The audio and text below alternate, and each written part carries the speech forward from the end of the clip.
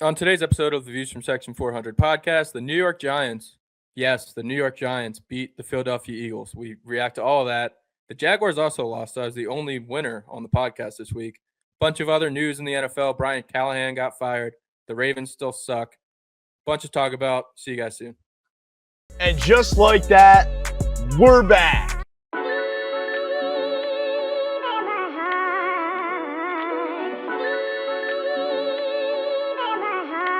A16, turn me up.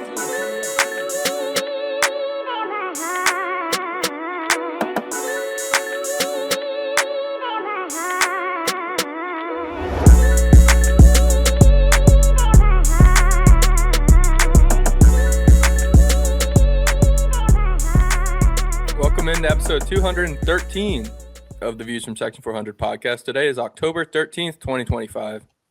And a couple weeks ago, we talked about how in podcast history, all of our teams won. I'm almost certain this is the first time in podcast history the New York Giants had the best week out of any of our football teams.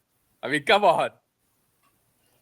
I guess I'll go first since I was at the I don't even know how to start this episode off. It's a tough week for Philadelphia sports, tough week for Jack and I on the program, as for the first time in over 2 years, Brian gets to sit on his high horse and gloat about the New York Giants, who are 2-4. So not much that he can really run off on with that, but they look good. They have thunder and lightning in the quarterback and running back. And again, I know you guys think I'm delusional and, I can get crazy about my teams, but, the Eagles are going through a little bit of a rough patch right now. I said it last show. I don't know where to go, right? I mean, the offensive line's a little bit banged up, not making excuses. Injuries happen in the NFL. They have Jalen Hurts. They have Saquon Barkley. They have A.J. Brown. They have Devonta Smith. It's a core. It's been together for the last 4 years. They need to find some consistency with coaching, right? I don't know if that's Nick Sirianni. I don't know if you need to do a better job of saying, hey, we've tried to promote from within. It doesn't work. Kevin Patullo clearly doesn't have any grip or grasp on the offense to this point through 6 weeks, a lot of time in the NFL. And I think, it's very telling that this is, something that Howie Roseman you'd think would get out in front of. It's tough to do the coaching change mid-year, but you would think after, the Sean Desai hire, which wasn't a hire from within, but not a great hire. Brian Johnson, the offensive coordinator, was a hire from within and a total disaster that 2023 year. And they go back and do the same thing this year with Patullo, however he did in the interviews and whatever this and that. And we're seeing the same thing we saw 2 years ago. You hire from within, and the offense is stalling, doesn't look good. It just gives ammunition for the media to say that there's fires going on in the locker room. A.J. Brown's not doing anybody any favors by fueling that ammunition and throwing gasoline on the fire. And look, they're 4-2. They still, depending, I don't know what the Commanders can do tonight to maybe take first place. I'm not sure where they stand, but it's concerning. I don't know if panic is the right word yet, but it's concerning that this core, this Super Bowl winning core, struggles so much week to week on the offensive side of the ball. Yeah, I do want to celebrate the Giants, but we should talk about this dysfunction because, how long of a leash did they give Brian Johnson? Brian Johnson, I mean, to be fair, they had a better start. I mean, that team was 10-1. That's true. Yeah, they did. They collapsed at the end. They collapsed at the end of the year. 4-2. The Eagles lost 2 games early last year, so still ahead of schedule compared to last year when they did win the Super Bowl. Obviously, doesn't look great. There was something in the middle of that 2023 year when Brian Johnson was not demoted from his position, but responsibilities removed from his plate, which is what happened. And I don't know the exact timeline of that leash, like you asked, Brian, but it seems like they got to get out in front. And look, when you're swapping coordinators in and out year to year. I mean, that's tough to adjust in a league that has film on everything and anything. They have film on your, water boys and girls squirting water in the guys' mouths on the sideline. So they have film. They have film on it. You can look at me like I'm nuts. They got it. So just the use of the words there. Yeah, it's a crazy poll. No, but it's true. Like I was trying to put something on display of like, dude, they have film of everything. So when you're swapping systems in and out and teams are running back the same system that they're familiar with, it's very difficult to adjust and perform at a high level in a league that demands so much, arguably the most at all the major sports in America. Yeah, it's tough to keep your coordinators after a Super Bowl win, after a championship. Those are the guys that everyone's looking to hire. And that's what happened, right? I think, one of the biggest things that I'm looking at, speaking of throwing fuel on the fire, how about Zadarius Smith retiring after the game? I mean, you guys are already down pass rushers. He's with 1.5 sacks leading the team in sacks this year. So clearly that's a position you guys need to address and need to get better at. And here he is just retiring after the game. Before they went out and got Zadarius Smith, there was a need for pass rushers. There was, bring Brandon Graham back, throw something at him, which, by the way, I don't like. Leave him alone. He went out a champion. Let him retire. Like, leave Brandon Graham alone. Brandon Graham's not coming back to play in Eagles history. He's not coming back to save the season. He's not, he might ring the bell or do whatever they do pregame to get the crowd into it. That's the extent of Brandon Graham on the field that you're going to get this year. All right. So for everybody who's calling Brandon Graham and posting the memes and saying #55 with the eye emoji, no, leave the guy alone. He went out a champion. And quite frankly, I don't know what he's going to bring to the team if he were to come back.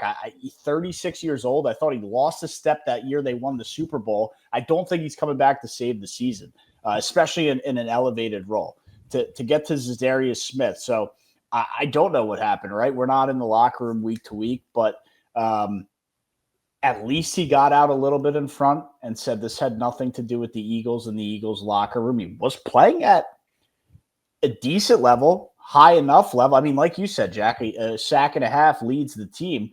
So it's shocking because he was playing well and the team's still 4-2 and still the expectations are still there for a deep playoff run, right? Just because they're in this rough patch, even if they lose 5 or 6 games, that's going to be the expectation come January. So he knows that the team knows that. So with all that being said and everything we kind of know about the situation, maybe he just feels it in his body like, hey, I wanted to give this thing a go. I'm a veteran. Let me give one shot at a ring with the Eagles. And he gave it a go and performed at a high level, but we don't know what his body's feeling like day to day. I mean, he could be like super banged up after these games. And he's like, hey man, like, I'm tired. I don't want to do this. Cam Scatterbo will do that to you, but at least he gave it a full 60 minutes and he didn't do Vontae Davis and leave the team at halftime. So give him credit there. Didn't AB himself off the field.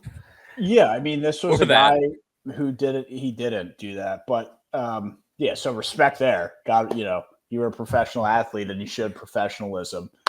Clap, pat on the back for you, Zadarius. But, it's a weird move. He came back, playing at a high level. But I don't think it's, that's the media talking. It's not. Like the guy didn't retire because the Eagles locker room's on fire. I think that's a stretch. Hope and not. I think people are asking the question because they need something to write about. And the Eagles, whether you like it or not, are the most interesting team in football. When they're playing well, we're playing bad. It's just what it is. So that's why you get all the media attention with them, and it's heightened, especially coming off a Super Bowl win. I think coming off the Super Bowl win, you can take that crown. Otherwise, I think it's pretty squarely the Kansas City Chiefs that get the most attention. And Man, oh man, you guys. I'd have to see the numbers. I was gonna say, a little unrelated here, but did you guys see that UTEP, the University of Texas El Paso, they did a study on the Chiefs and the referee calls and found that there is a correlation between the Chiefs' success and the calls they've been getting from the refs over the past decade. It's a UTEP study. I didn't do it. What's the correlation? Just an increase in calls, favorable calls their way, and they're saying the rise of their dynasty. It was more closely correlated than people probably think. I mean, I know we all make fun of the Chiefs for having some voodoo magic, and Patrick Mahomes, fumbles the football, or excuse me, they run a pick play, and then Patrick Mahomes runs over to the ref and says, no, that was within 1 yard, and they pick up the flag. We see that stuff happen, and we just think that they're cheating, but apparently UTEP knows they are. I would tell UTEP to do a study on the correlation between Auburn losses and referee calls, but I don't think the women down in San Antonio are too keen on the Auburn Tigers. Auburn lost 3 straight. I think I predicted that. You guys held out hope and optimism. That's enough for the Auburn Tigers this year. It really is. And honestly, Brian, I mean, we'll talk about them later, I'm sure, but we should have known. With a coach like Hugh Freeze, you don't get a single call. No one likes him. Brian brought it up. No one likes Kirby Smart either. They clearly like him more than they like us. You got Kirby running to the sideline to the ref like this for fucking 10 seconds, and then he's like, oh, no, I wasn't calling a timeout. I was clapping. No. There's a big difference. Malpractice. And that was malpractice. Officiating. For what it's worth, and it's not much, and we don't have to get into it right now, but, I mean, they were in that game till at least the late third quarter. Oh, they would have won if the referees called the Jackson Arnold touchdown correctly a touchdown. Yeah, I mean, that was we got robbed. Game. It is. But Rob, I want to talk about your Brian. I want to talk about your Giants real quick. Yeah, well, Matt mentioned the 2-4 behind it all, and I'd like to say the Giants have been a rotten onion for the past decade, but at least now they are a rotting onion. They have a lot of rotten in the middle, but on the surface, at least on those first couple of layers, they have a guy favored to win Offensive Rookie of the Year, a guy favored to win Defensive Rookie of the Year, and a running back that's a psychopath that everyone loves, that took his shirt off with Ryan Fitzpatrick. It was getting all of America rowdy on Thursday night. It's electric. If I was a Giants fan, right, this feels like Minshew mania. Like, that's the kind of vibes. They're so high. It's Linsanity all over again in New York. It is, but Brian, I'm going to tell you right now. To the Saints on the road with the same cast. Don't give me Linsanity 1. You guys are 1-1 in the Dart Scadaboo era. And sure, you beat the Eagles at home. 2-1. They beat the Chargers and the Eagles. That wasn't Chargers, was it? Oh, was it? That was a Dart game. That was Dart's first game. That was the debut. Well, Brian, I want to say enjoy it while it lasts. Lost the Saints on the road because the way that Jackson Dart and Cam Scadabo play football, this will not last for more than a few seasons. Probably both of them are going to have CTE in it. A few seasons, 30 days, a few weeks. Yeah, like I said, give them 30 days. They're both going to have CTE. Yeah, Dart's going to be asking for Tua's brain after the season ends, but I'm going to enjoy it while it lasts. Eventually, and again, hope is not a strategy, but with New York teams, you kind of have to ask for it to be a strategy. You get playmakers around Jackson Dart in the future, and they already have one in Malik Neighbors who will be back next year. But eventually, he won't have to play this Superman role that Josh Allen kind of had to play, where he's mashing all the Madden buttons and running up and down the field. You get guys that can make plays around him, and he can give them the hits to the head and the hits everywhere else. Yeah, Josh Allen's like, what, 6'5", 230? What's Dart? That's the other 6'2", 190 or whatever. And he's playing like Josh Allen. And sure, it's fun watching him do Superman headbutt dives, but it's just not sustainable in the NFL. It's not me being a hater. It's not me wishing on their downfall. It's what the NFL is. I have myself 20 years of NFL viewing experience, and it's not sustainable. So fun while it lasts. I won't say last, but we'll see what happens. It's enjoy it, but it does feel like a Linsanity, Peyton Hillis 1 year only. Still give Scattaboo Madden 27 cover, whatever one comes out next, and then everybody will move on. I think that's very fair to say with Scattaboo. I don't expect him to be a running back for the next 5 years, let alone 3 years. But Jackson Dart, he's shown he can throw the ball. He's shown he can make switches at the line of scrimmage and read a defense. So his play, as long as he can just stop taking those hits, he can be a good quarterback in the NFL. Now, Cam Scattaboo is just going to run into the ground until he dies. Yeah, I mean, it's fun right now because he's young and his body's recovering quickly because he's only 6 games in or 5-6 games, whatever. He didn't even start week 1. Whatever he is games in, the body's recovering on a limited, NFL hit scale, but, go a full year and then 2 years. And then, it sucks to say, but it's just. Does he get a second contract, Brian? I don't know. See, I don't know, but it's also there's you look at Derrick Henry, who obviously is the exception, but a lot of these running backs that played in big conferences, they already have that tread on their body. Cam Scattaboo played at Sacramento State and then Arizona State. So he's just running over children. So he doesn't exactly come into the pros with that huge amount of toll on his body. So at least there's that going for him. Like a 5-year guy, though, right? Yeah, but a couple of those were at Sacramento State. Those were basically high school kids. Sacramento State. He was like a 30 touch per game guy in Arizona last year. And Sacramento State, he was the whole team. That's how he propelled to Arizona State. And I know Brian just dismisses FCS football, which whatever. But Sacramento State is a very good program at that level, and they play well into December every single year. Well into December. But everyone's smaller. That's all I'm saying is everyone's smaller. They hit a little less hard.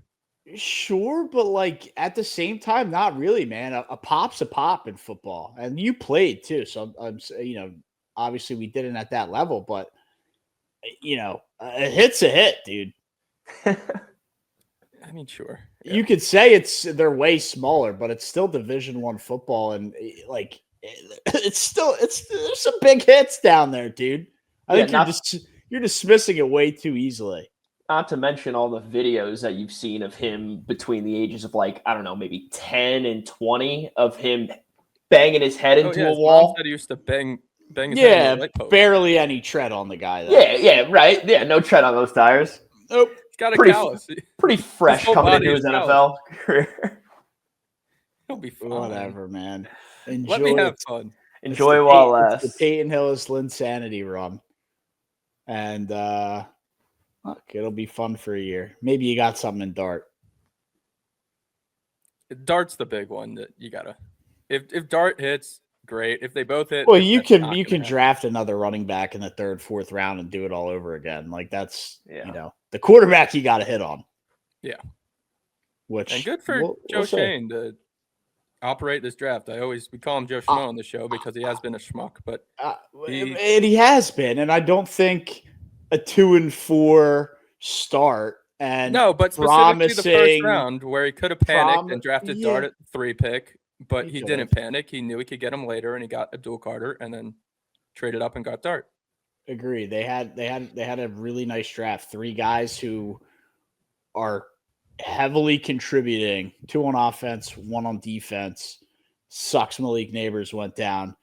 But again, 2-4 is 2-4. It'd be nice if this was his first year and this was his first draft. Brian, we're in year 6 of this regime? I get it. It's fun, but come on, man. I mean, this is a long time down the road that I get it. It's exciting, but they're still 2-4. They're 2-4. They're 2-1 in the Dart era. We can obviously those 3 losses and not saying you necessarily gave Shane the flowers, but to give this guy the flowers and let Dable off the hook, I think for Giant fans, non-biased, is a mistake.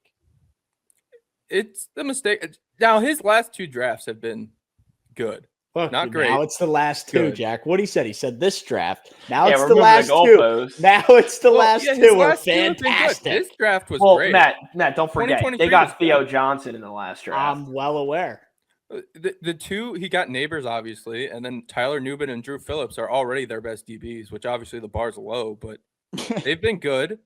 And then Tyron Tracy, Theo Johnson. They got a linebacker that plays a lot.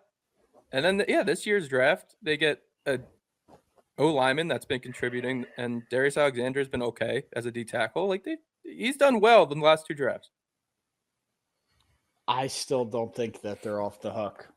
Yeah, I mean, you know me. I was the one saying that if they're bringing in Jackson Dart and everything, I don't think that they should pull the plug after 1 year. Give them a little bit of time. But I don't know. I mean, we see it happen both ways. Titans just fired Callahan 6 games into Cam Ward's career, so you never know. Yeah, we could be there. Like you could be there where Jackson Dart looks horrible and Dable's gone already. Yeah, but they're doing a good job. I'm just trying to not let everybody get lost in the sauce here.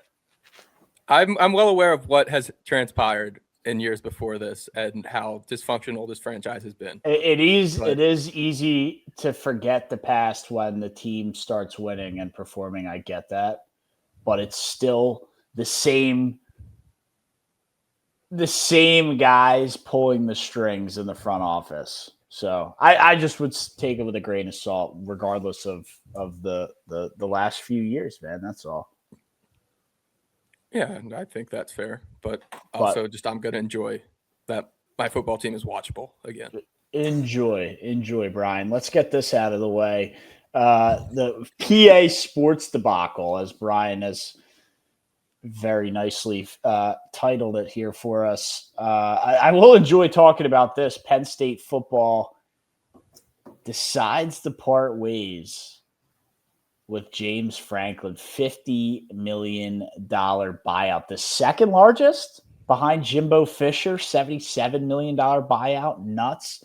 Wow. Heard a lot of rumors, heard a lot of talks that Adidas was the driving force behind this parting, this firing, divorce, whatever you might call it. I think that's interesting that these brands have a say like that. I'm going to be honest. That's the first that I've heard that Adidas had a hand in it. How on earth? Why on earth? How do they have a hand in it? I have no idea. I heard. I don't know if he's sponsored by them. I don't know. Maybe are they an Adidas school? I don't know. Did you see that rumor too, Brian, or no? I this is the first time hearing too. I mean, even if they are like they're sponsored by Adidas, like their uniforms are Adidas and all that, still don't understand how they could possibly have a hand in how the coach goes. I mean, there's a lot of money coming in. Well, sure, but don't act like Penn State. Don't act like Penn State can't just switch to Nike. Like they don't they don't need Adidas. Adidas needs them. Penn State denied the report, but I mean who can you really trust in administration there? Yeah, I mean these are there's credited reporters, and again, it's a rumor. Penn State admin. They drove. Not a great history of transparency. Here's the deal: they drove the firing because they were going to pay most, if not all, of his buyout. Right. So if you're Penn State and Adidas is like, you got to fire this guy, we'll cover the $50 million tab. Probably a little more motivated to pull the trigger on that. Yeah. That's obviously fair. What are they going to come out? Yeah, Adidas paid us to buy this guy out, so that's why we fired him. They're not going to admit that. Which is actually crazy. That actually makes more sense now because if Adidas is sponsoring those jerseys and Penn State's a 5-loss football team and their games aren't on prime time and no one's seeing the Adidas logo, that $50 million buyout might be worth it for Adidas. For sure. I mean, maybe they didn't pay all of it, but hey, if a brand is coming in and picking up any portion of the tab when you're already 1 foot out the door on James Franklin as an athletic director and an athletic program, it makes it a lot easier to pull the trigger. It does. It does. I think there was probably something involved there where Penn State got a little bit of help paying off that tab. Makes sense. It's a good business move. Brian, It's what this all is now. It's all business and entertainment. I'm already connecting the dots here. I mean, Auburn just signed that fat new deal with Nike. Maybe they get on board and say we don't want. Are you welcoming James Franklin with open arms? Oh, to Auburn, absolutely. Down on the plains. I mean, now his motto's got to be all day I'm dreaming about sand, and he's probably buying a resort in Cancun. But I mean, I would love him to come down to Auburn. 10 wins a year, sign me up. Right, and I said this on the last show, and that's what the fan base will love you for. He wins 7, 8, 9, 10 years.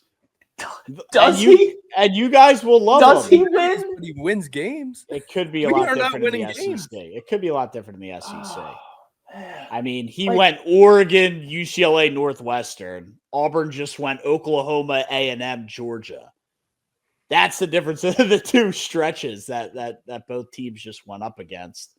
James Franklin probably loses those three games. I'd argue that Penn State gets better recruits than we do, and he still can't win football games with them against opponents like that. That's not even an argument. Penn State's been in the top 10, and Auburn just got back in the top 25 barely this year for the first time in what feels like a decade. Talking about recruiting class? I'm just talking about eight people. They also did Penn State's been in the top 10 for the last forever. Like the running back they got that hasn't played, but maybe now he plays because Damari Alston just left the program. But he was a Penn State commit that they flipped. There were a couple other ones. So maybe Franklin just lost a step. I don't know. But if he wins games, and Auburn's not winning games. Brian, he doesn't. No, he doesn't. Lost to UCLA and Northwestern and Oregon. Look, he doesn't win games. You want to win 10 regular season games? I don't even think he's getting that with Auburn in an SEC without the recruiting class that he has been able to get in Penn State. That money, I don't know. I don't see that working out for us at all. What's the Hugh Freeze buyout? 30 something, probably 34. Not high enough. Get his ass out. It's so bad. That team just quit after halftime. It was after the fumble. After we got screwed by the refs, they were like, yo, who are we trying to even beat right now? What's the coach for? In the beginning of the year. True. I drank the Kool-Aid a little bit on Auburn. I said, I admire the fan base and the athletic department for kind of holding on to Hugh Freeze and being patient. And it seems like now, after all these years of, Auburn being at the top of FBS football and falling off, and okay, they regrouped. It took them so many years, whatever, but now they got Hugh Freeze. They have a decent team. They're back into the top 25. It was like sing the song and dance, here come the Tigers, into like Jack's like, what's this guy's buyout? Like, I'll send a Venmo to get him out of here. I mean, the flip after a 3-game stretch and a tough 2 teams top 5 in the AP poll. You guys are calling for his head. Brian's opening James Franklin, who just lost 3 games in a row with open arms. I said it earlier. You got a coach like Hugh Freeze who's so unlikable. You're not getting calls in this league. You're not. I feel like that's the reason. There's a million reasons why Saban was pretty goated for Alabama, but he's a likable dude when you're not an Auburn fan. And the refs liked him, respected him. They got plenty of stuff going their way. We don't get anything. Yeah, Freeze had the excuse for his first 2 years that the talent gap was the talent gap because of Brian Harsin, and he inherited a terrible program. But now these are all of his guys. The roster is his guys, and nothing has changed. They can't win games. They're just not that good. And they always say they're so close, which they are. They lost to Oklahoma by 4, A&M by 6, game. And then they were up on Georgia 10-0. Almost should have been 17-0. Like, they're there, but he's just a shitty coach that can't win games. And Matt, that's why I'm calling for his head. Those were 3 winnable games. Like, yes, some of them were on the road. Some of them, higher seed than us, better quarterback than us, better D-line than us, whatever you want to point at. there were definitely things that Auburn was outmatched with, and we still could have won all 3 of those games. And, at different points in the game, should have won all 3 of those games. So you need a coach. Like the difference in those one-score games, I feel like this is what I went through last year with the Jaguars. You have a coach like Doug Peterson who's not in it, not firing the guys up, not in on the little details and execution. You lose those close games that you could win. And that's all the difference now that I'm seeing with Cohen and the Jags. So, yeah, I need a new coach. I need someone who wants to be there, who's fired up. I don't think Hugh Freeze seems like a really, one of the boys kind of coach, like Notre Dame's head coach. Freeman. Yeah, Freeman. Like, obviously he's a unicorn. Everybody would love to have him. But that's the kind of coach I want. Not a Brian Harsin or a Hugh Freeze, who's just like some old white dude coming in there. Is like, I know X's and O's football, and they don't. Yeah, it's a shame, man. It's a shame. Brian, it's opening the door. James Franklin, we got a spot for you. I take Frank. You would too, Jack? Take James Franklin? No, the other Frank from the Big East. Frank Reich? No, he's at Stanford. He's at Stanford. Big East. Did I fuck that up? Big 12, excuse me.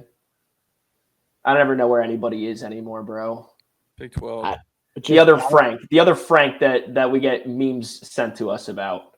Even if you got the right conference, I still have no idea what you're talking about. Bro, am I just retarded? Give me 1 second. Who is Frank? Yeah, who is Frank?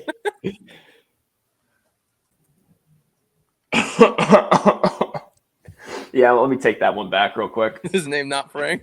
Nope. We got to know who you're talking about now. Yeah. Kurt. Signetti? Yeah. Ah, That's dude. Big 10. That's So a Big you were 10. like, oh, for everything. Oh, for everything right there. Dude, see, I don't know anything about the guy other than I see our guy Zach send me memes about Frank and how Kurt, and he's always more. Isn't Frank Signetti a person though?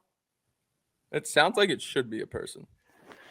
Whatever. Yeah, I don't know if it is or isn't, but yeah, either. Yeah, not James He's Franklin. been linked to the Penn State job. I'm out on James Franklin for sure. Zero interest. I don't know how Signetti doesn't leave Indiana and go coach Penn State's more attractive job, more money. You'll probably get the reins because the program's in so much of a free fall.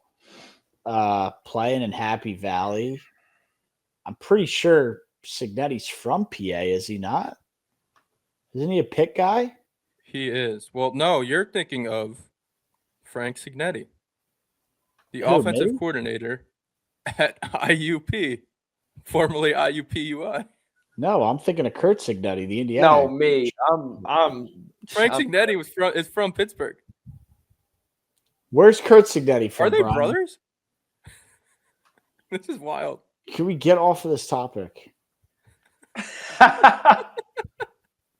I don't give a flying F about Kurt Signetti's family tree. Well, I'm kind of interested. They are siblings. They have They're to be. siblings. There you go. There you go. Which one do you want? You want Frank Jack, IUPUI, to come down and Frank's coach 4 years Auburn? younger. I want the He's one 4 that years younger. I want the one that Zach's always sending me memes. I win. I want that one. That's Kurt. That's Yeah, Kurt. that's Kurt. All right. Well, let's talk some NFL again. Jack, you mentioned your Jaguars. They lost. Yeah, they did, and it's okay. Honestly, going back, watching that game again, it's okay. The boys just didn't show up. And, yeah, it's on Cohen. It really is. You know, you got to get your boys there and ready to go. Big emotional win Monday night against the Chiefs. Looked like a top 5 team in the league after doing that. And then, you know, you go lay an egg to the Seahawks. And realistically, we didn't even lay that big of an egg. I know we lost. We only put up 12 points. I think the final score was 20-12. But it wasn't a bad game by us. It was just a lack of energy. We held them to like 60-something rushing yards. You know, they really only had 2 big plays to JSN down the field that were the difference in this game. Cam Little missed some kicks. Couldn't protect. Is Is Trevor. he a preseason merchant? Because Cam Little has not been very Cam good. Little's getting dropped off my fantasy team this year. Yeah. He got dropped from my fantasy team a couple weeks ago, thankfully. Yeah. It hasn't cost me, but we're getting out in front of that. Yeah, no, definitely get out in front of that. He pregame was missing everything yesterday. He was missing everything wide right. And then we come to the game and he misses an extra point and a 52-yard field goal wide right. So, practice how you play kind of thing. Kind of should have realized from the start of the day it just wasn't going to work out. But, it's your kicker. You got to have faith in him, go out there and get it done. And look, he knows that Liam Cohen was asked about it after the game. Like, you think about making any changes or anything like that. And he gave the response you're supposed to give, but it's the truth. I mean, look, he's not considering it at this time, but Cam Little knows, like, look, he's got to go out there and make his kicks. He's getting paid money to go do that. That's what he needs to do. And, there was just some things that the boys just didn't bring the energy, didn't have the fight and the fire that you need to win football games in this league. And credit to the Seahawks, dude. I mean, they are a good team. They were in our face. Their defense missing a couple key pieces in the secondary. They were in our face all day long. I think they sacked Trevor like close to double-digit times. No joke. It was the most pressured he has been under probably in his career. Jack, what would you give the Jaguars' new cornerback addition from the Browns grade? I forget his name. Newhouse? Yeah, Greg Newsome. Greg Newsome. Yeah, Greg Newsome, I think the third. Look, I was a fan of him on the Browns. Right. Love the way that he plays football, but tough first game for him. And I mean, first game.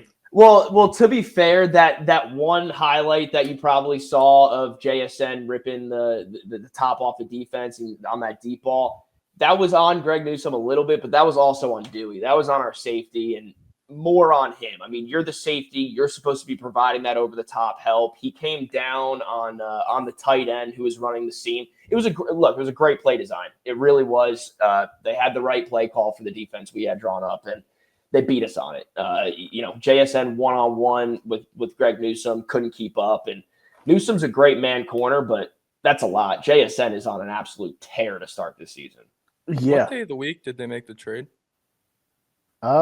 Wednesday maybe? Yeah, it was Wednesday. So he had 3 days to learn a playbook. Yeah, that's the other thing. It's, and that's what that play was. Again, you're always going to think about like the highlights. I know exactly what play you're thinking of.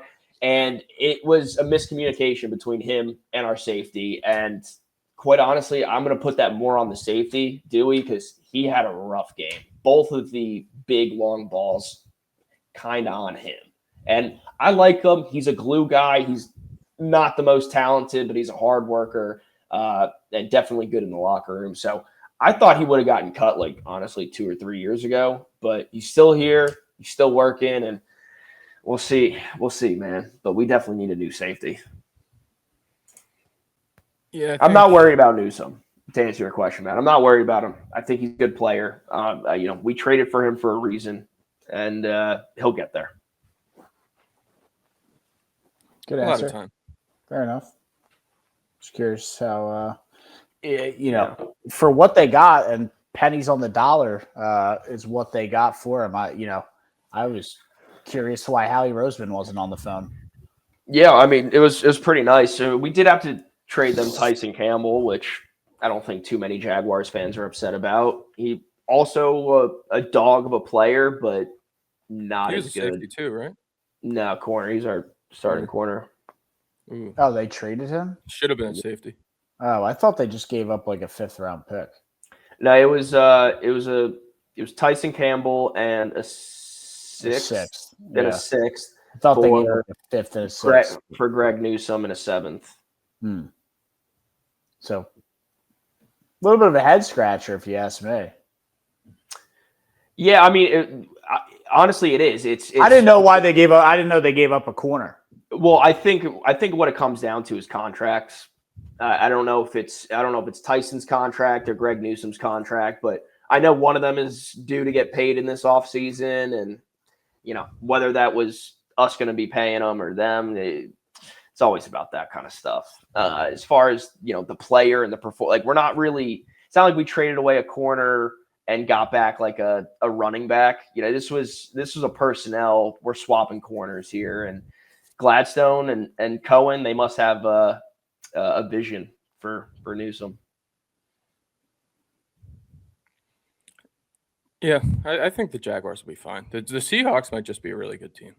Yeah, and I kind of want to give the Steelers tell them I'm sorry, because after they got their brakes blown off of them by the Seahawks in week 2, I was out on the Steelers. I was like, this is just not the team that I thought they were going to be. You can't be losing to the Seahawks like that. But dude, the Seahawks are pretty legit. They're a good team. I still refuse to believe in Sam Darnold, but they're a good team. They'll be in the playoffs.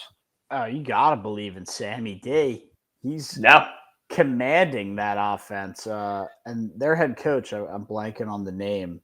McDonald. What a guy, man. I mean, what's that? 8, 9 straight road wins for the Seattle Seahawks. That is, for the people who don't know, that is probably one of the most difficult things to win 3 games on the road in a row. So to times that by 3 and get it done, that second-year head coach, I believe he is, right? Yep. Second year, this guy. Yeah. I mean, 9 straight, stemming from last year, obviously, as well as rookie year as a head coach. 9 straight or 8 straight, I forget the exact number, but either way. I think it's 9 now. 9 straight. That is extremely difficult. So I know we don't do winner of the weeks tonight, but holy smokes, that guy for sure. That team definitely won the week for that accomplishment alone. It's hard to win football games in this league, and it's even harder to win them on the road. So, yeah, I'm with you there. Very impressive to get 9 straight. I think the Jags, them beating the Jags, that was either 9 or 10. I don't think I heard double digits get tossed around. It wasn't double digits. So 9 sounds right. We'll call it 9. But, yeah, very impressive stat and record for them. And, it's kind of crazy they don't have a good home record, but I did see something. I think it was Sam Darnold, or maybe it was one of their players got interviewed and asked about their road record, and basically said that the team really comes together when they go traveling, and it just brings out a different side of them come game day on Sunday. So maybe that's a good thing for them. Hopefully they don't win too many games, and then they end up playing all of their playoff games on the road, and we might see the Seahawks in the Super Bowl. Well, it's the curse of the Pacific Northwest. And we don't have to talk about what the Mariners are doing right now, but in terms of the Seahawks, the epicenter of where the curse happened. It is ironic that the Mariners are 2-0 up in the American League Championship Series. Games being in Canada kind of offset the curse. Really? No, still in the Pacific Northwest. I make the rules. It's my curse. No, we know. Ryan deep down knows that will never fly. But talking about international stuff, can we keep it moving here to another? Also, coaches that know how hard it is to win games in this league. Yeah, another international game. Kind of getting sick of them. But yeah, it is time to give up on Justin Fields. The Jets 0-6. Before we got to the season, preseason, training camp, the OTAs, rookie mandatory, this and that, all the way back to the press conference of announcing Aaron Glenn as the head coach of the New York Jets, I was like, this team just can never get it right. And I know he was a great D coordinator for a really good Detroit Lions team, but some guys just pass the eye test. And for me, Aaron Glenn does not pass the eye test. I know it's easy to say now, but I've been singing this since the Jets were 0-0, and the optimism was there, and 0-1. And hey, we found our quarterback of the future because Justin Fields put up 30 points against the Steelers in a loss. So Aaron Glenn does not pass the eye test for me. The team clearly doesn't know what's going on. Prime example, calling a timeout just to come back out and get the delay a game penalty. prime example of just complete mismanagement and utter disaster in terms of how to run a team. From top to bottom, the owner all the way down to, the guy sitting on left bench for the New York Jets. It's just, they are in purgatory, man. And I know we say it week to week, it can't get worse, but holy shit, man, it's getting worse for the New York Jets. Yeah, -10 net passing yards, the worst since 1979. The Seahawks had -30 in a game against the Rams, and they won 9 games that year. I don't think the Jets are getting anywhere close to 9 wins. I don't know if they're going to win one. I mean, Justin Fields, really? It's really insane. I mean, going into the season, Matt, talking about taking it all the way back, their game plan, I mean, look, defenses are defenses. There's not too much variance there. But offensively, your game plan was Justin Fields. Justin Fields. That was your game plan. That was your game plan. It was to run the ball 10 times a game with him, 15 times a game with Breece Hall, another 10 with their other 2 running backs, Braylon Allen and Isaiah Davis and whatever. We're not trying to throw the ball more than 5-10 times a game.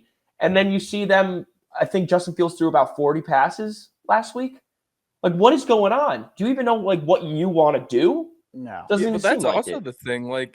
Fan bases like to say God hates us, and that's kind of how they cope with being so bad. God tried to help out the Jets by injuring Braylon Allen and say, hey, you have this great player in Breece Hall, give him the ball. And they said, all right, we'll play Isaiah Davis on 3rd down, which every set of downs we have, we get the 3rd down because we suck. So Isaiah Davis is in the game for 30% of the time when you have Breece Hall. Yeah. It's just, like I said, you think it can't get worse, man. And it's it gets drastically worse for the New York Jets. And that's, the Broncos did everything to lose this game.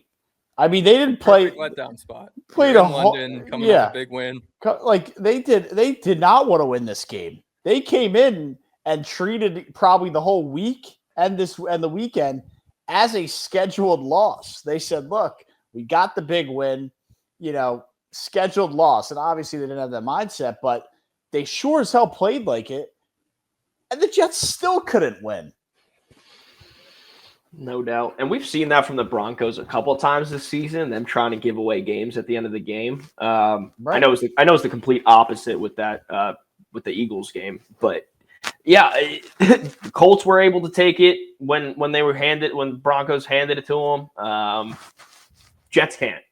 Jets are trash. I mean, we don't need to spend too much time on them. It seemed like Sean Payton just came in and said, you know what, I want to get Evan Ingram going, and that's going to be my whole focus because we're going to win this game anyway. So let's just see if we can get Evan Ingram some catches. Yeah, what did they have, 8 sacks or something like that? That Broncos 9. defense they were alive. 30 sacks through 6 games now for the Broncos. It's easy to be alive against the Jets. And by the way, obviously they beat the Eagles and so tough game there, whatever. But I mean, they opened up with the Titans and they just played the Jets. I mean, talk about an easy schedule through 6 weeks. Yeah. And they'd probably be a playoff team. They might win the division, like you said. I know the Chiefs are kind of roaring back, Rashid Rice this week, but Chiefs are looking pretty good. Chargers are also still sitting there. They beat the Dolphins, which, the Jets are pretty dysfunctional, but the Dolphins are right there with them right now. I thought McDaniel would be the first coach to go. Obviously, the Titans relieved their guy. Well, I don't even know his Brian name. Callahan relieved of his duties. I think I saw something like a 4-17 record over the past 2 years. I mean, McDaniel, the aura effect, the swag effect, this guy has funny interviews effect. I mean, it's all over, man. It's all down the drain. This guy doesn't have command of the team, doesn't have command of the locker room, doesn't have command of the media. Doesn't even look like he has command over what the hell he's even doing. So, again, Dolphins tried to stay in and win this game, but this is more about when are they going to let go of McDaniel. And I think it's just week to week at this point.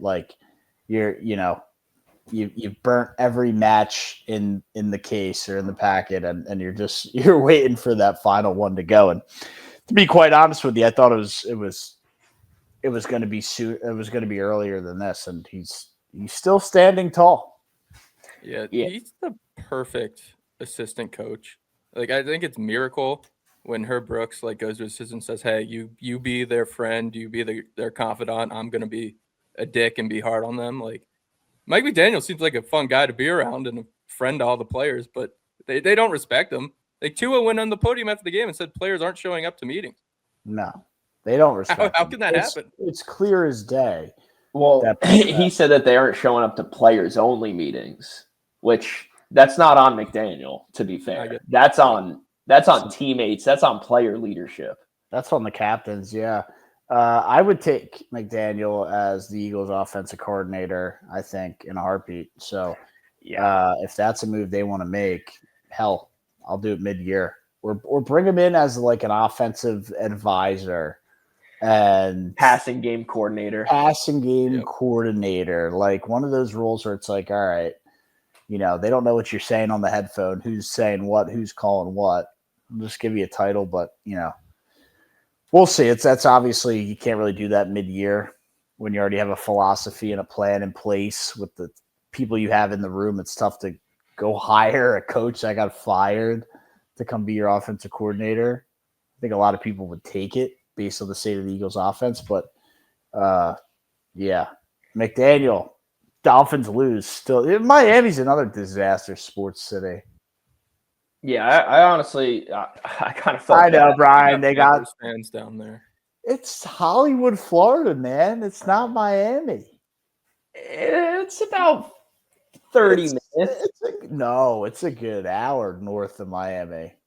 Yeah, but you could still be It's Miami. It's Miami. It is. Look it up. Sunrise, Florida to Brickell. Look it up. Brickell's pretty down there. Brickell is in downtown Miami, which is what we're talking about. It's where the Heat play. I mean, if we're going from like South Beach out to Hollywood, then yes, that is a solid hour and change. I'm going Sunrise, Florida to Hard Rock Stadium. Oh, that's really going to be a big drive. Sunrise that's like the same area. Yeah, Sunrise Hollywood is good. And Hollywood. So I'm going to Hollywood. Where do the Panthers play? Sunrise, Florida. It's like Boca Raton. So then I'm going to the Hard Rock. Where the Dolphins play. Yeah. Which is also north of Miami. No, it's not. Yes, it is. The Hard Rock? It's like northwest. I thought it was southwest. Brian, what do you got? I can't. This might be taking too long. Holy shit. Yeah, I accidentally added a stop. 26 minutes. There can be Florida Panthers fans in Miami. Dude, I don't know what.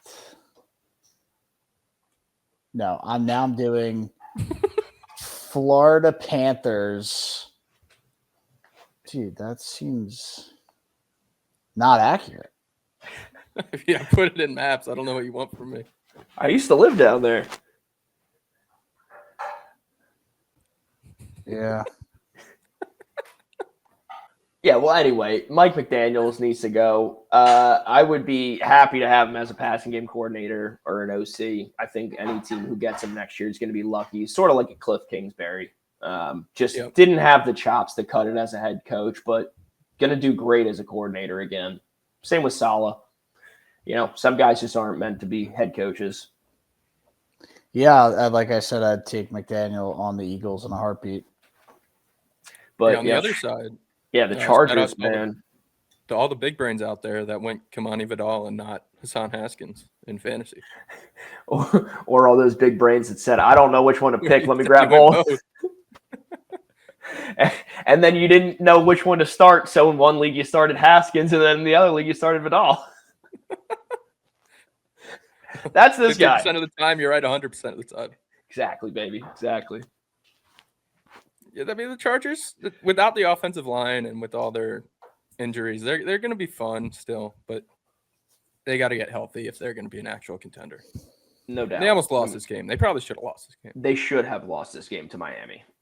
Definitely should have lost it. It took with 15 seconds left, Lad McConkey doing some crazy Lad McConkey stuff and going 60 yards to put them in field goal range. I mean, it was definitely a game that the Chargers could have and should have lost, but they were playing the Dolphins, and that's why they didn't. Harbaugh versus McDaniel. That's the difference. Yeah, I mean, we saw Callahan just drop, but dude, there's a lot of coaches on the hot seat. We talked about it last show, and I think it's more of the same. I'm pumped Liam Cohen isn't one of them. God bless. Yeah, you really lucked out there. For now. It only took Urban Meyer like 6 weeks before everything completely flipped, but actually I think it only took him 6 weeks before he got fired. I don't think it really ever flipped. It was downhill from the start. Yeah, he was always on the hot seat. And that's not because of the weather down in Jacksonville. Another coach on the hot seat that's very surprising. Is it time for Harbaugh to kind of get out of there in Baltimore? I said it after that embarrassing loss last week that I think he needs to be at least seriously considered about firing. I need to re-say that. I said it after last week. I really do think that they should consider firing him. What Lamar Jackson, like with him out, they got exposed. Like this football team, obviously he's multiple-time MVP. You're going to revolve your football team around him, but if you can't win football games without a player, I know it's the quarterback, but like you can't win a football game without your star quarterback, you probably need a new coach. Like there needs to be a game plan with Cooper Rush or Snoop or whoever you end up putting out there. The defense needs to make some plays. You need to be able to run the ball better. They're exposed. Yeah, that's the other issue. Like whoever had the ultimate decision to bring Cooper Rush into an offense that normally is run by Lamar Jackson just should have been fired yesterday. And you have Tyler Huntley waiting in the wings, who got some action in this game and looked pretty good. Pro Bowl quarterback. He did it last year. Yeah, he made a Pro Bowl backing up Lamar when Lamar got hurt one year. Yeah, no, there's honestly, Brian, to your point, what's the reason? Whoever brought Cooper Rush in should be fired. And Justin Fields was out there. I think on the Harbaugh front, he's earned the right to have a slow start, maybe a bad year. Like this guy's earned the right to okay, Callahan, tough start. Like, all right, dude, you're gone. But Harbaugh has earned the right, I think, to have a slow start. And then, oh, by the way, Lamar Jackson out and your defense is crippling. I think all things considered, you can't press the panic button and be like, he's on the hot seat. I just think he's earned the right to not have people or the front office threatening this guy's job. And I'm not calling for his head in the middle of the season like a Callahan, but I do think that this needs to be on people's radars because not only is it a slow start this year, but think about all the past 5 years, their playoff playoff debacles. Yeah, it's that's got to catch up to you at some point. You got to be able to go out there and win a big game. He's had multiple 10-win seasons since 20. When did he win with Flacco? 2014, 2010, somewhere in that area. I think it was the year before the Giants' second one. So the year after. So 2012. 2012. That's the last time that they went all the way through. He hasn't exactly been a while. It's been a long time since even a championship game. Yeah, but they made an AFC. They made an AFC championship. You could say the same thing about Mike Tomlin and the Steelers. What have they done in the playoffs since Ben Roethlisberger in 2011? But or whenever Tomlin hasn't had the NFL MVP. Brian, wasn't it just Chiefs Ravens in the last AFC championship? No, Bills, right? Either way, the Ravens haven't been able to win. And, you say this is why I think you put Allen over Lamar Jackson because Josh Allen seemingly just can't get past Mahomes. Lamar's losing to other quarterbacks in the AFC in the playoffs. Yeah, Lamar and the Ravens hosted Kansas City in 2023. So 2 years ago. Okay. Yeah, They lost. So that was his one win over They Josh lost Allen. 17-10. They also 1-5. They also that lost. was the Zay Flowers fumble. So yeah, they haven't won. I was going to say lost to a rookie CJ Stroud at home as well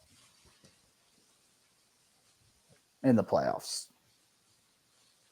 Lamar Did they did. lose that game? Lamar I thought did. they won that game. Oh, did they? I thought they did. CJ Stroud won that game. CJ Stroud won the game before, and then that was the divisional round. No. Did they lose that game? I don't know. Maybe that I'm was wrong. 2023. That was when they beat CJ Stroud to play the Chiefs. So that one time Lamar made it to the championship game, he got a rookie CJ Stroud. And then in the a separate divisional year, round. they didn't beat Yeah. them. I guess they did. All right. I mean, last year, who did They the lost to the Titans Texans? one year. Last They year, the did lose Texans to the got their Titans. win against who? Chargers? No, they didn't make it last year. The other AFC South team, the Colts. Naeem Hines dropped that pass, or it wasn't even Hines. It was their other running back, like on the goal line. That was Would've to won the get. game. That was to get the Texans into the playoffs. Oh, that was for the. Yeah, I don't remember who they beat then. Fuck it. Either way. One last thing on Harbaugh. I think the job is fine for this year. Now, I think maybe there's a conversation at the end of the year and they respectfully, mutually agree to part ways. So it looks a lot better in the eyes of the media. But, I'll always ask the question on these, really good head coaches. And I even say it with Rob Thompson and the Phillies on who Coming is back, by the way. confirmed coming back. Yeah, thank you, Brian. That's what I was going to say. Sorry. No, you're good. I forget what I was going to say because Brian fucking distracted me. That's why I said sorry, because I knew I interrupted your train of thought. Oh my God, Brian. Either way, no, I got it now. With Harbaugh and like with Rob Thompson, to keep a long story short here, where do you go next? Right? You're in the middle of teams who are making these playoff runs. You have Lamar Jackson. You're with Derrick Henry. The O-line is what it is. The defense is, when healthy, really, really good. Zay Flowers emerging into his own. Mark Andrews and co. Like, do you blow it all up with the proven elite head coach to go hire a new brain, a new philosophy? I mean, that's potentially a franchise-altering move, franchise setback move. And, depending on who pulls the trigger on that, could get you fired if that's somebody in the front office like a GM. Yeah, but scared money don't make money. Like if you want to have a coach who's there and going to win you 10 regular season games and then lose you every big game, like a James Franklin, But here's the deal. It could be good for a little while, but at the end of the day, you're not going to be satisfied with that. Like sometimes they fire him, it's worth taking fire one him. step back to take 2 steps forward and actually go get a championship. They fire him, they bring the new guy in, and he still loses to Patrick Mahomes. Very possible. Very possible. But So at least that's why I think at least you're trying to do something. At least you're trying to do something because Harbaugh has not shown that he has any shot at beating KC with this team. I can't. I get where you're coming from, and I get it that there is no success. They aren't winning and getting to the big game and winning the Super Bowl. And Lamar Jackson hasn't sniffed the Super Bowl. Maybe an AFC Championship game trickled in there that they didn't win. But you know what I mean. I mean, you haven't been threatened by the Ravens all too much in the playoffs. I mean, we talk about them like they're a joke. Like the Ravens, as soon as we get there, Lamar's going to poop in his pants again and not get it done. He's the regular season hero, and then he can't win in the playoffs, which we see guys like that all the time. No doubt. And that's what I'm saying. We might need a new coach to come in there. And maybe you take one step back at first, you don't win your 10 regular season games, but then maybe that year you do go make a Super Bowl. Maybe the next year you do go make the Super Bowl. It might be worth it for them to shake it up and do something because it's insanity. They're running it back with the same coach. And I know they got Derrick Henry, which was supposed to be like the break in the insanity, but worked for the Eagles, not so much the Ravens.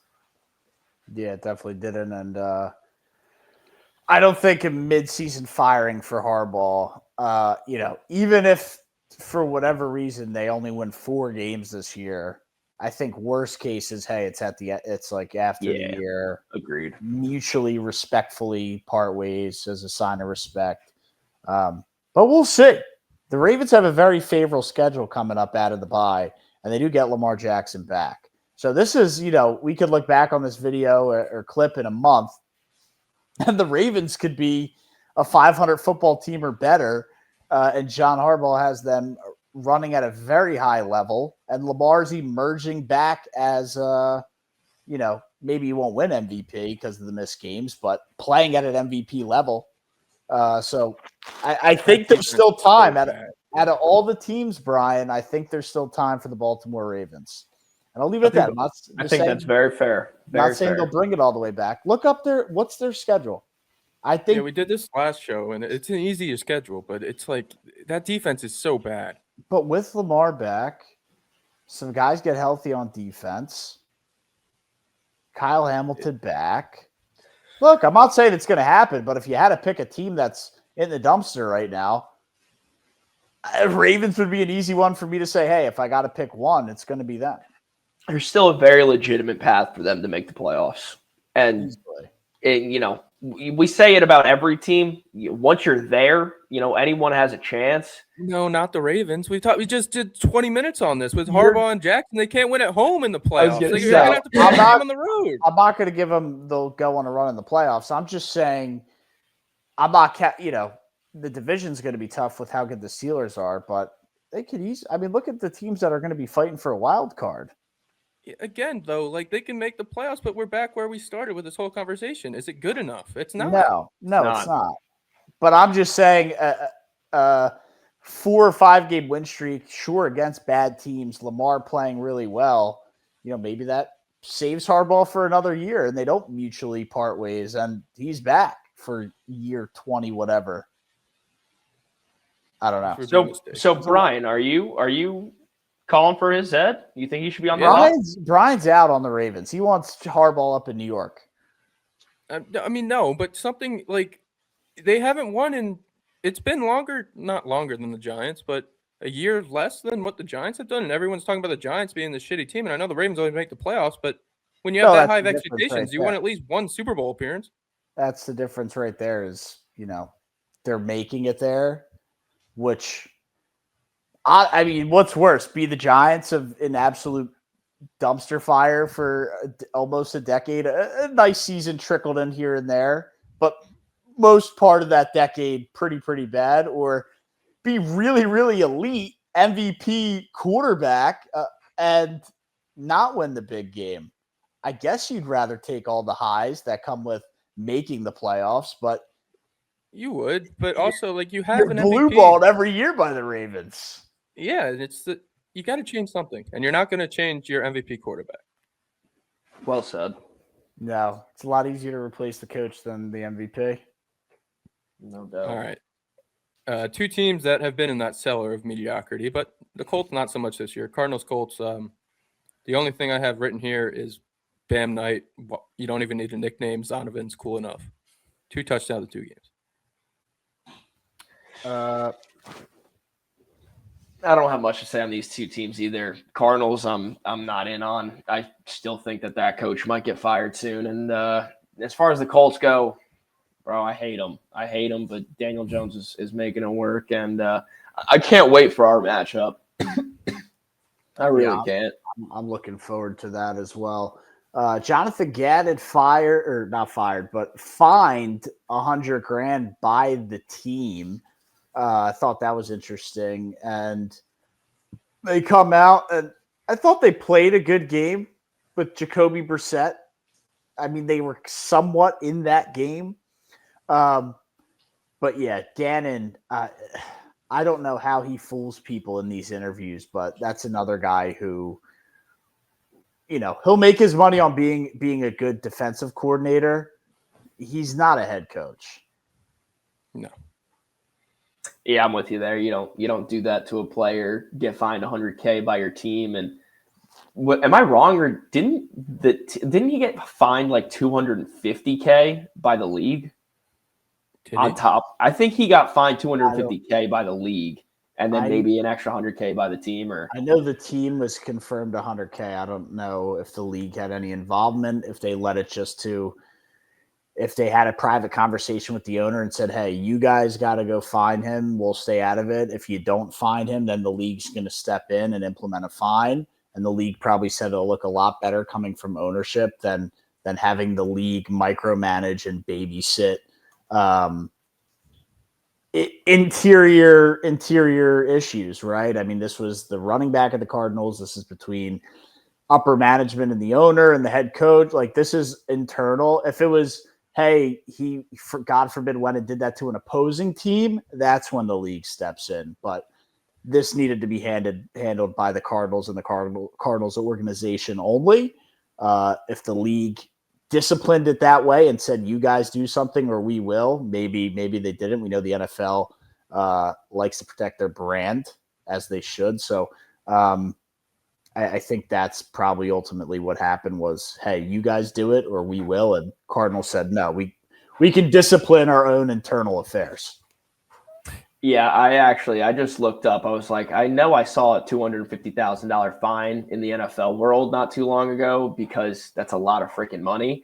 It was Jerry Jones. Jerry Jones got fined the bird. $250,000 for flipping the birds. See, but 250, 100K hurts Gannon more than 250 hurts Jerry. Yeah. Well, that's what happens when you print money and own an NFL team. So, yeah, but still that which I think is telling for Gannon. Like, shit, man, 6-figure fine for, again, what is he making? Like 6, 7, 8, 9 million a year? Who knows? I don't know what his salary is. Maybe it's only 4 million, whatever. It's in the millions. So it can't hurt too bad, right? It's just his budget for a babysitter to make sure Kyler's not playing Call of Duty till 4 a.m. Well, he could this week because he didn't play. But Cowboys and Panthers, Brian. The Panthers are here. Rico Dowdle. Most all-purpose yards ever in a revenge game. Hopefully the Falcons lose tonight. And shit, man, the Carolina Panthers are right there at the top of the NFC South. No, come on. The Bucks own that division. Speaking of the Falcons, Bijan Robinson just had the best run of the year. 80-yard touchdown run. The game already started. That's not good. I'm playing that man at fantasy tonight, Brian. I don't need to hear that. So yeah. I definitely did not need to hear that. Yeah. Anyway, what were we just talking about? I don't know. The Falcons, the Panthers. Oh, all right. You know what? You guys know me. I've been the one out of us three that have been the least in on the Panthers this season. I'm kind of buying them.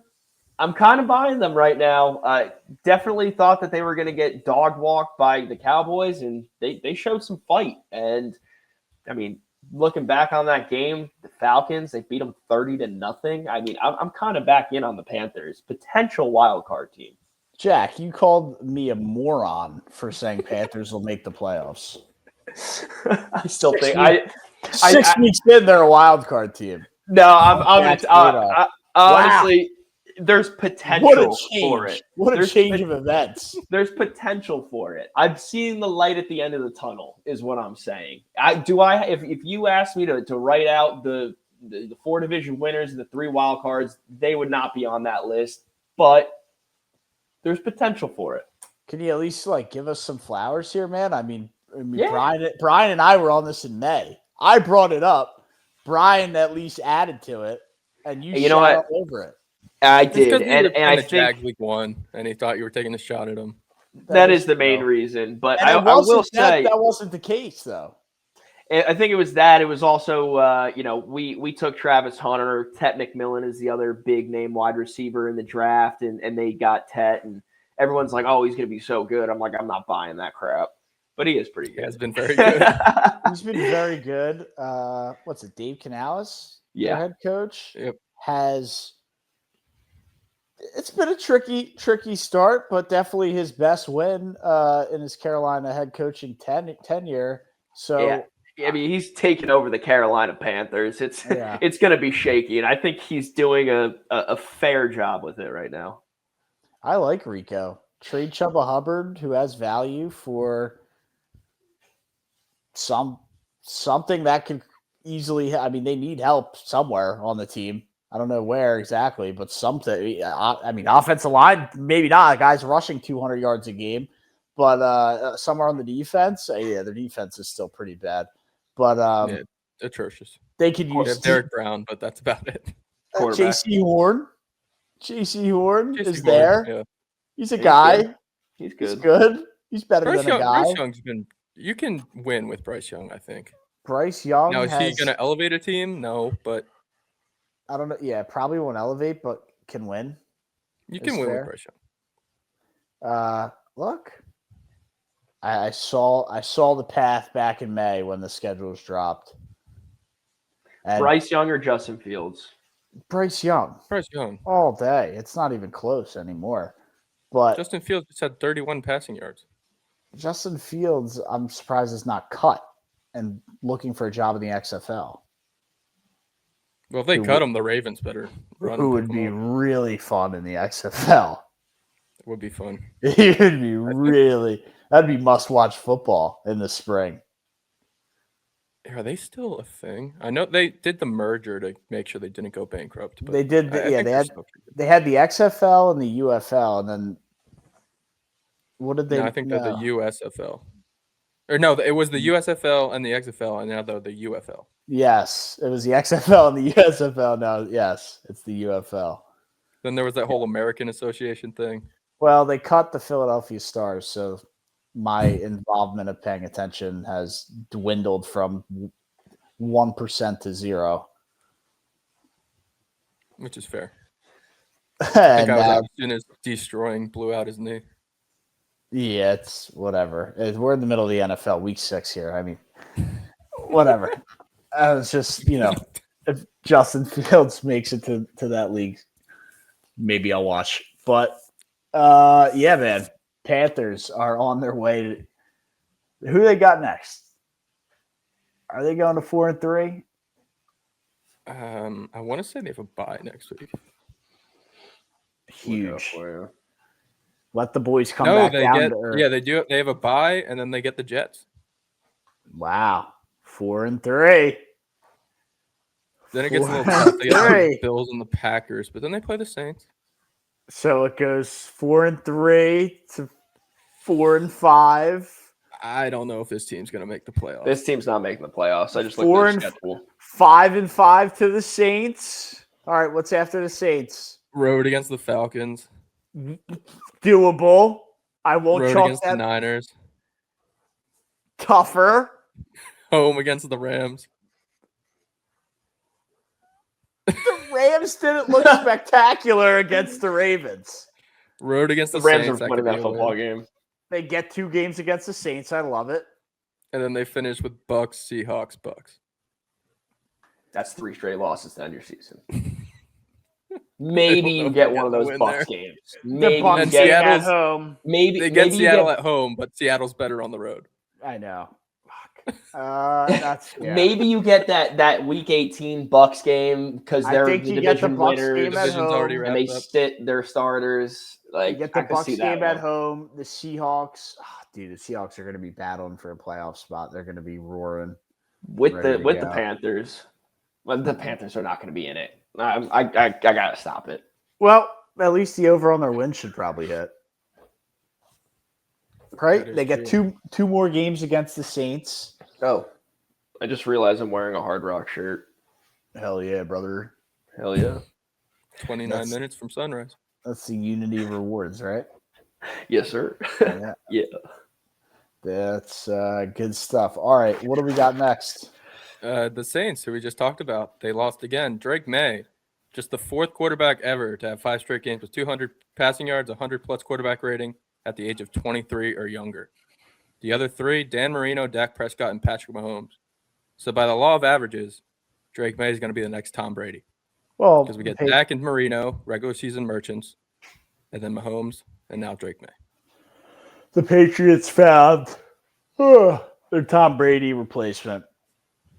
Yeah, I mean, if you've seen Drake May, you know he's a baller. I mean, the kid can flat out play. He can play the quarterback position, and he's in a lot better position now with Vrabel as the head coach and him being the one steering the Patriots organization. Yeah, the Patriots are going to be a team to stay, quite honestly. They just got to find running backs that don't fumble the football. I mean, the NFL's back. The Patriots have their Tom Brady. The Giants have their Eli Manning. The Chargers have their Phillip Rivers. And the Colts have their Peyton Manning. I'm kind of in on all of those except for the Colts. Don't think I'm ready to call Daniel Jones Peyton Manning. Don't think I ever will, but we'll see if I have to eat those words. Brian just saw a ridiculous graphic that was floating around Instagram, and that's why he said that. I mean, to be fair, the Rivers and Herbert is just so spot on. Just an absolute regular season merchant, has all the talent in the world to get it done, and just cannot win a playoff game. Also, totally random, but kind of on brand because we're watching in the background here. Are double headers just the new norm for Monday Night Football next week? For Monday Night Football, is that just what we're doing now? I'm not here for it, but I'm also I'm just trying to figure out what's going on.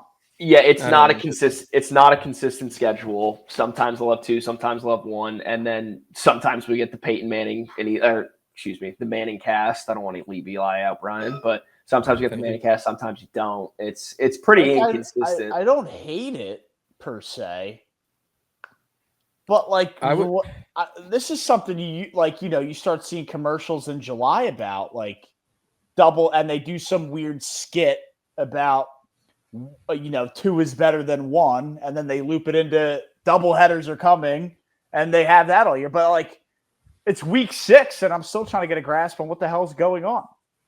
Yeah, they should do week 1 and then that Thanksgiving week just to give us a light Sunday slate, give us 2 Monday nights and then Thanksgiving games, and then maybe one other week. Every week is too much. Same thing with the London games. I don't like all these. It's not even a standalone game because they're playing at the same time. Yeah, which is why it's a little confusing. But I don't hate it. I don't hate the overlap. It feels like there's a lot of action going on. And it does feel like there's a lot of action going on. And in today's day and age where you can put 2 games up on once in a split screen view, it's pretty cool.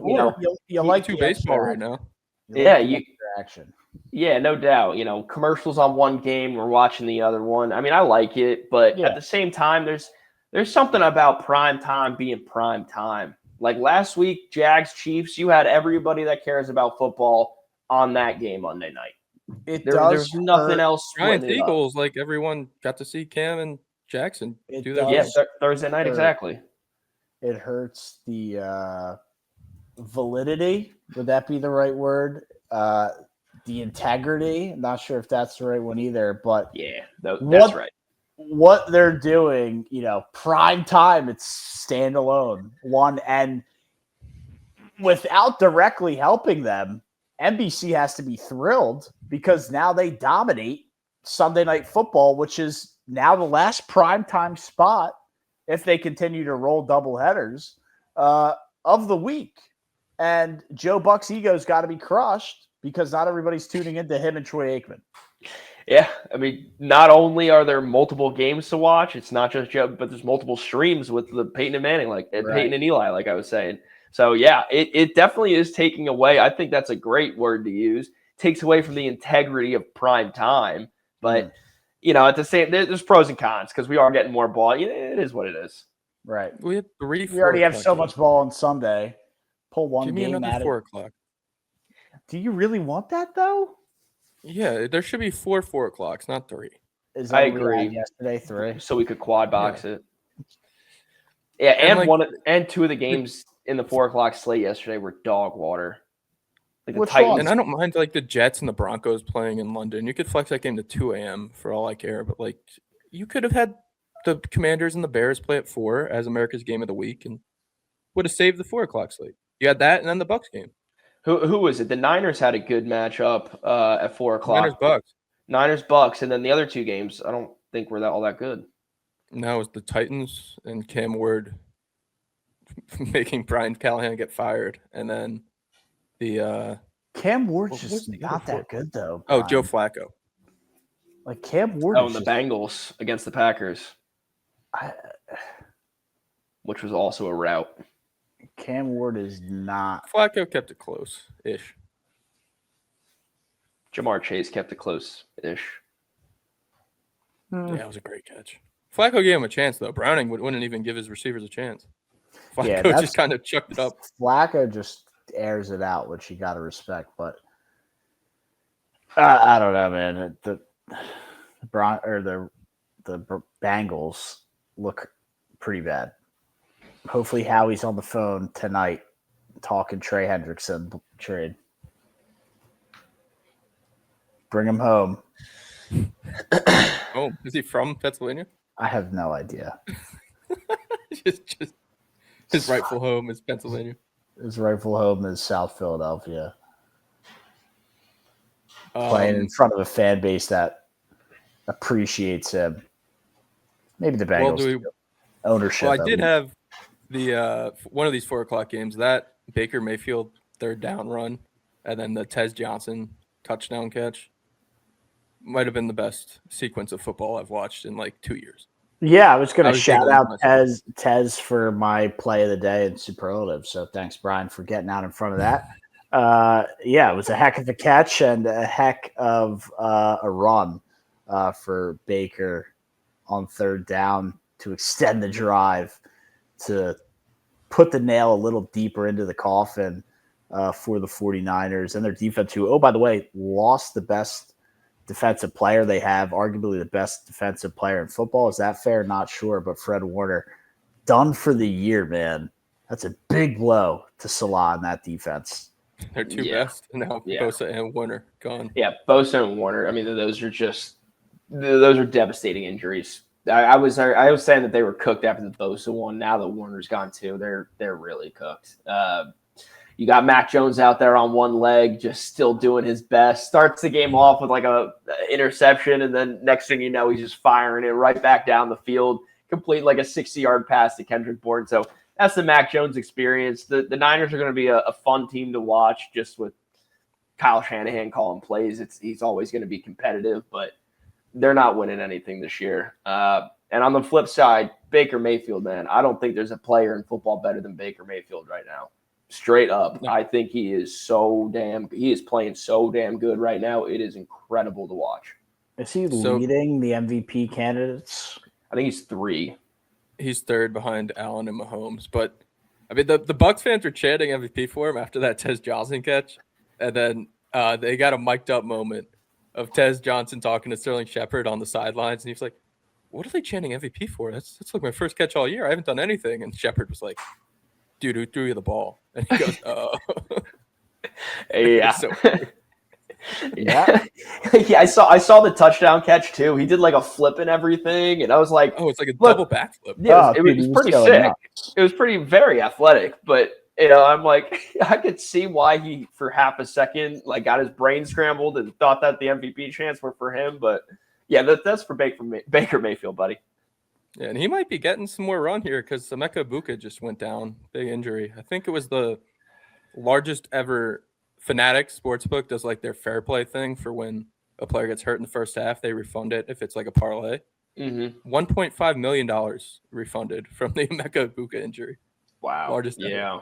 I know he didn't play the second half. I know Evans has been out for a few weeks. They got Godwin back for one game, but he's, starting slow because he's hurt.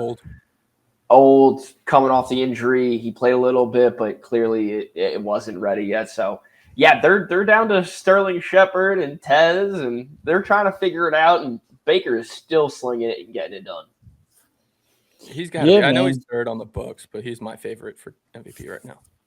Yeah, well, after the Bills down 21-3 to the Falcons right now, if the Falcons pull that one out, I bet Josh drops below him. Yeah, there's definitely a lot that could go down there. All right, how about Sunday Night Football? Dude, I don't care if it was an illegal motion. Jared Goff only catches a pass like once in every blue moon or 6 months, however long. You got to let that stand. I feel bad for the multiple people that had Jared Goff first touchdown. That's really, really bad beat. Jared Goff, one or more receiving touchdowns. I mean, you're already a full-blown degenerate for taking Jared Goff first touchdown. But the fact that it hits plus 9,000 or whatever it was, the fact that it then hits, I think it's called back on that, which I think, to be fair, in the eyes of the law of the game, was an illegal motion, but come on, man. It was an electric play.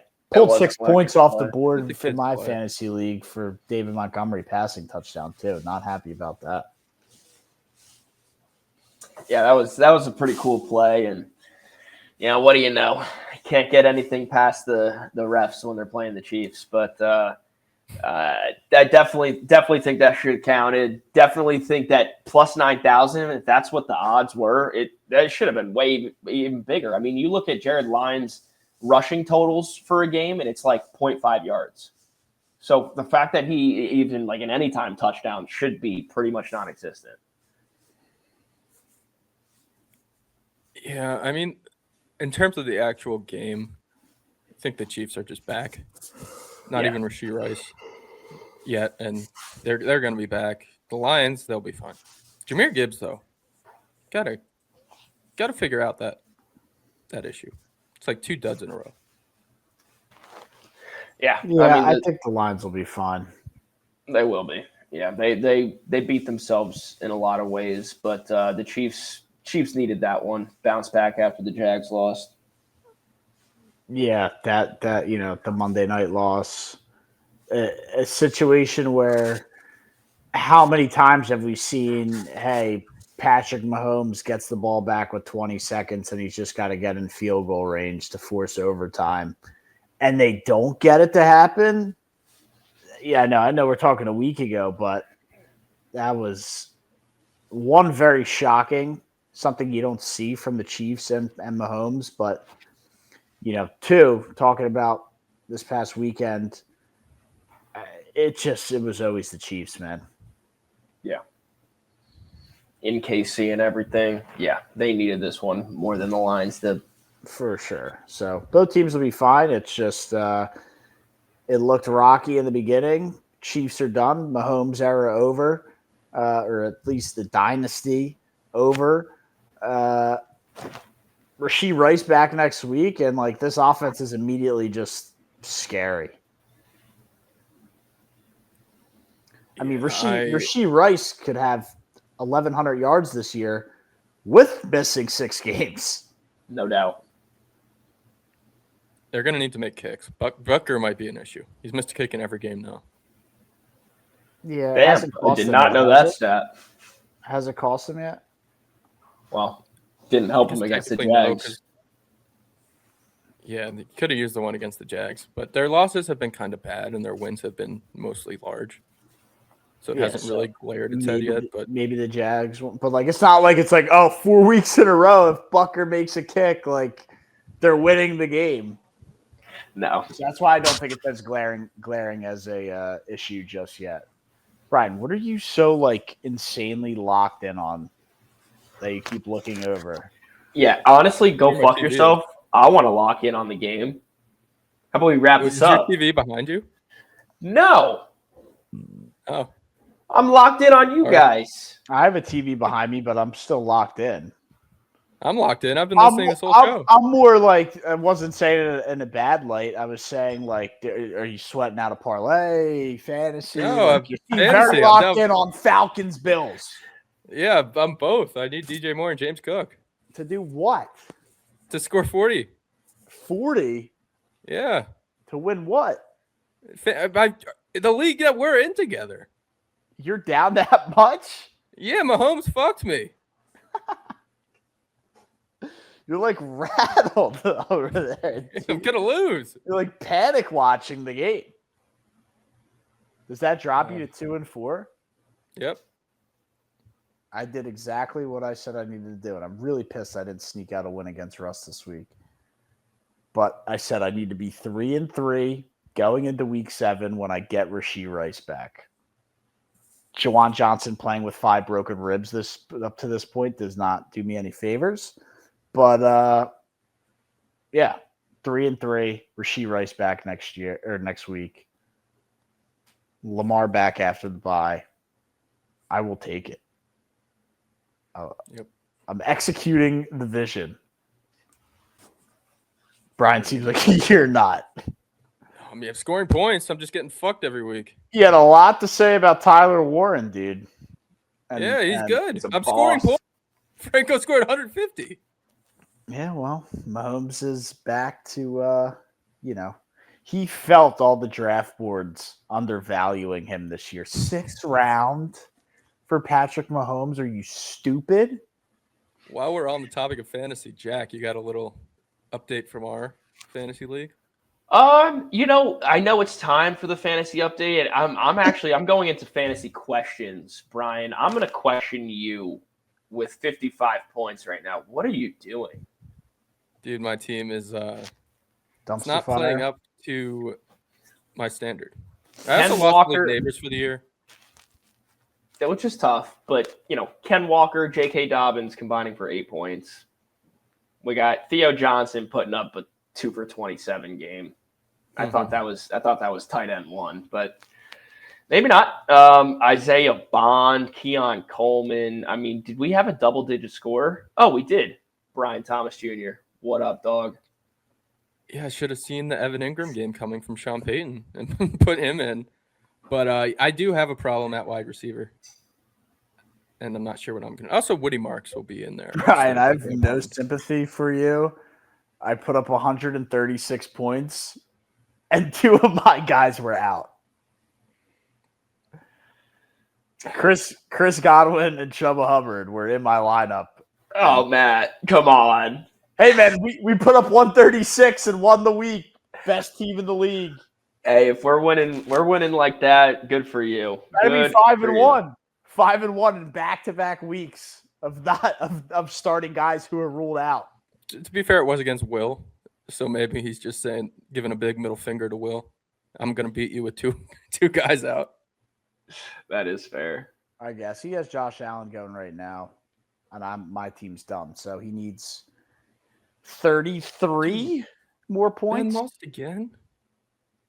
Yeah, that's really just the kicker here. We've got one winless team. It's looking like the Browns. He's looking like the Lions from back in the day. The defending champ then just can't seem to find a win in this league. Doesn't help that Marvin Harrison Jr. got hurt after 2 catches. No, that doesn't help at all. Dude, Nick Stewart, 5-1, took down Noah Tannen this week. Yeah, we're gonna need to give a little shout out to Nick Stewart and Matt Colon and Tannen. Those are the top 3 right now. Easy E, your fellow Jags fan, also getting a win. 4-2. Smart guy over there. Oh my God, did he go down at the 1? I hate fantasy football. Why? Bijan's coming to right end. Nope, DJ Moore down at the 1 yard line. Caleb Williams rushing touchdown. Give me the money. Oh, you're way ahead of me. What, you saw that? You like that? Oh, Brian, you're rattled. Yeah, I needed that touchdown. You're cooked.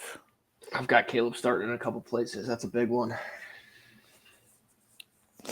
What fucked you is Devontae Adams had multiple touchdown looks yesterday, and just they could not execute on him in the end zone. Yeah, it was. There were multiple opportunities for Devontae Adams to score yesterday. Wide open, too. Mm-hmm. So that definitely hurt. Yeah, it's a rough one. All right, well, now I want to go cry about it. All right. Well, we'll no superlatives this week. You already took mine, so. Yeah. Well, I'll put mine as the Baker run, the aesthetically pleasing. Also, the needle mover, Jackson Dart and Cam Scatterbo. You have to see that coming. Nope, you didn't want to do superlatives. All good. You don't get to use your guys. I just did. Nope, doesn't count. Cut it. All right. All right. See you guys on Thursday. Big show.